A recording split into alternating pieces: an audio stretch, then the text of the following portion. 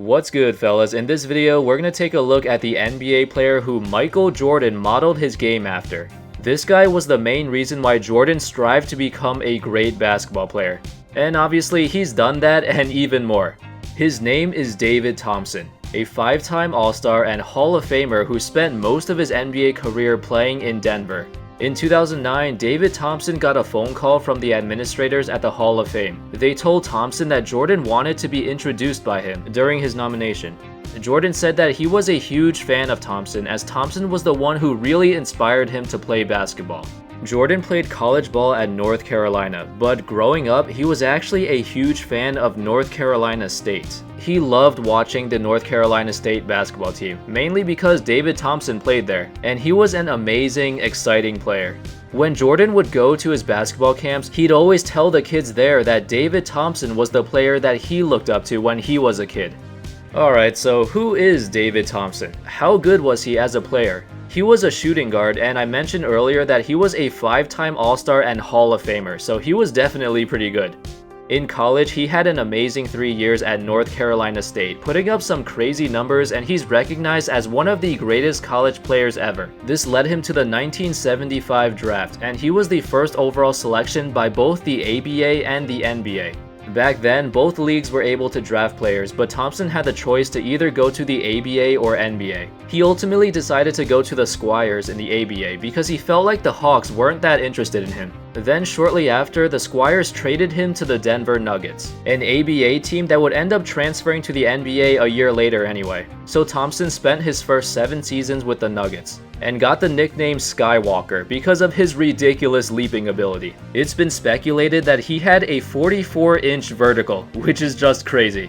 He had a couple of memorable moments in his career. The first one came during his rookie season where he participated in the first ever slam dunk contest at the All-Star game. Thompson and Dr. J were the 2 finalists, and according to Thompson himself, he did the first ever 360 dunk at the contest. I went baseline to do a 360 dunk, the first recorded 360 dunk. Oh, David Thompson! Twist around, slam dunk! I was feeling pretty good about myself. I might win this slam dunk competition. But now it was Dr. J's turn. Unfortunately, he lost because, well, he was up against Dr. J. Not much you can do when Dr. J can just dunk from the free throw line. Another memorable moment from Thompson was on April 9th, 1978, where he scored 73 points in a game against the Detroit Pistons. Sorry, I could not find any footage on this game, but only 2 other players in history have scored more points in a single game than him. And those 2 players are Wilt Chamberlain and Kobe Bryant. For his career, Thompson averaged 22.7 points per game on over 50% from the field. He led the Nuggets to the playoffs in 5 of the 7 seasons he was there, reaching the conference finals twice and the finals once. At one point in his career, he was the highest paid player in the entire league. In 1978, he signed a 5-year, $4 million deal, which would pay him $750,000 a year. Kareem Abdul-Jabbar was the next highest paid player, making $650,000 a year. When you compare those numbers to what players are making today, it's laughable. But the NBA was nowhere near as popular back then. The league did not have a great image, and for good reasons too. Drug use was very common around that time, especially cocaine. Many players saw their careers get cut short because they started to take a bunch of hard drugs.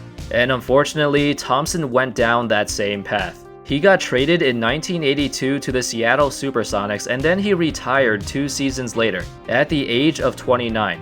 Part of it was because he suffered a severe knee injury at a nightclub in New York City, where he got pushed down the stairs. But it was mainly because of his drug and alcohol addiction, which started to consume his life as early as 1980. I mean, even if you just look at his career stats, you can tell when he started to do drugs. In the 1980 to 81 season, he averaged 25.5 points per game at 26 years old. Then in the next season, his scoring all of a sudden dropped down to 14.9 points per game. On top of that, his drug and alcohol use was dangerously affecting his finances. In 1986, one of Thompson's acquaintances said that his cocaine spendings would reach about $1,000 a day, and it was found out that Thompson was over $2 million in debt. Then in 1987, he ended up going to jail after pleading guilty to assaulting his wife. which was the lowest point in his life. Around this time, he was still trying to make a comeback to the NBA, but the damage was already done. His problems off the court ruined his career, and teams did not want to take a chance on him anymore. People always talk about, the biggest what-ifs in history, and I think David Thompson should be on that list. He's still a Hall of Famer, so he still had a great career. It just ended way too soon. Without David Thompson, there would be no Michael Jordan. He was the guy who MJ modeled his game after and inspired him to play basketball as a kid. You can still see a lot of David Thompson's game in Jordan. The high-flying dunks, acrobatic layups, these were things that Thompson was known for during his early years in the NBA. Jordan would have still been an amazing NBA player regardless because he was such a gifted athlete and competitor. But Thompson paved the way for him to have that drive to be the greatest of all time. Thanks for watching, everyone. I hope you enjoyed that video. If you did, don't forget to leave a like and subscribe if you haven't yet, and I'll see you next time.